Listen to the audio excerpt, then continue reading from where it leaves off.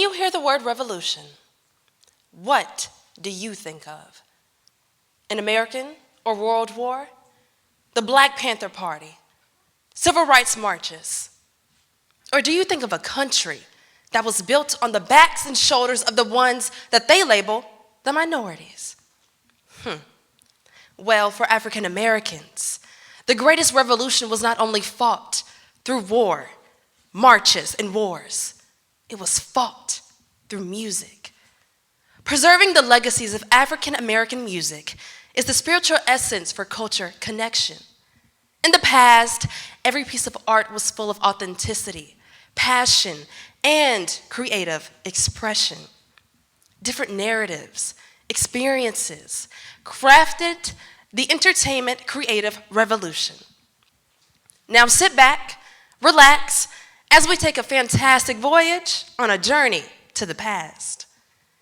The Smithsonian Music Museum states in a 2016 article written by Stephen Lewis, many of the expressive practices, performances, as seen as synonymous with African American music, have roots and techniques that arrive from Central and Western Africa before arriving in the United States via Middle Passage. Our ancestors. You see, there was the people who carried songs across oceans, songs that told stories of hope, survival, triumph, and pain. Our first stop is gospel, the church, but not just any church, the churches of the South, the heartbeat for American music. Gospel was born and developed from the hymns and spirituals of enslaved peoples. This continued and evolved into the 1920s, the 1930s, and 60s through the segregation period. According to blackpast.org, for African Americans, serums, music created a space where African American communities and churches felt resilience in a time when it felt like the world was against them only because of the color of their skin. These celebratory hymns created a space where escapism was embodied due to their harsh realities. Now imagine that. Whips, chains, racism, police brutality, and all you have to get you through is music?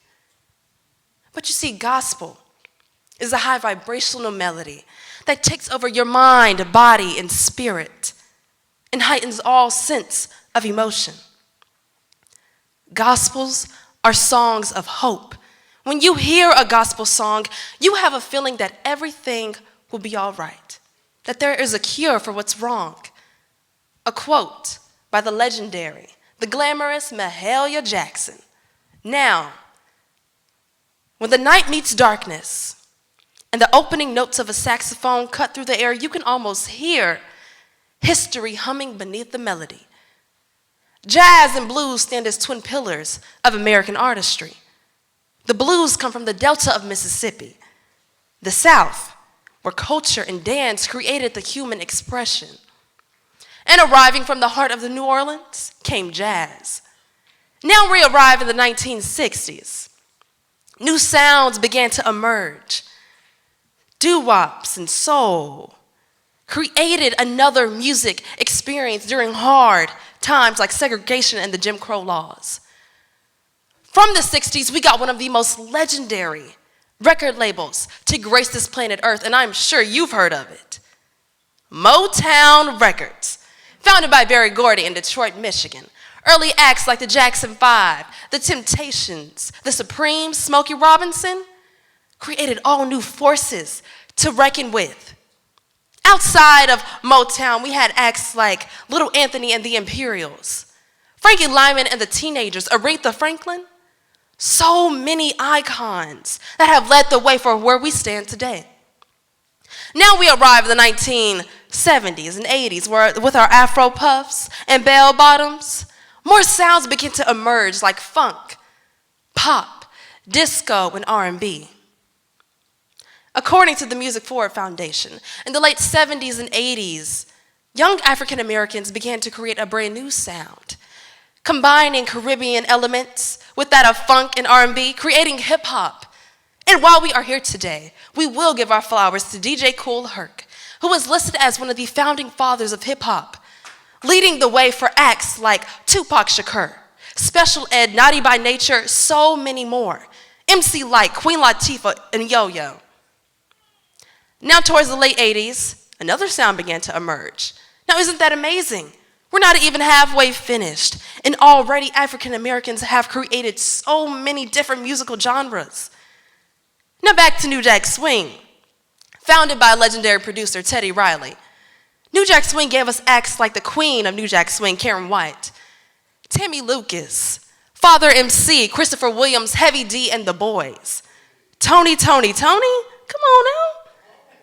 Now we arrive in my personal golden age of entertainment. The 1990s. What a pivotal moment in time. A time to really and truly be alive. Now, for the first time, African Americans began to create their own stories. Writers like Babyface, producers like Andre Harrell, directors like so many began to share our stories. And we thank them for that. Baggy jeans, bamboo earrings, and a plethora of musical geniuses like Jodeci, TLC, Boyz II Men, New Edition, Cut Close, Escape, so many. We'd be here all day if we had to list everyone. But I know you're probably wondering, what does this young girl know so much about history? Why does she care? Well, now that we've taken a blast into the past, it's time we take a blast to my past. As a young girl, I was so immersed in the past. I longed for a time that already was. I was so interested and intrigued with the media that my parents had appreciated growing up.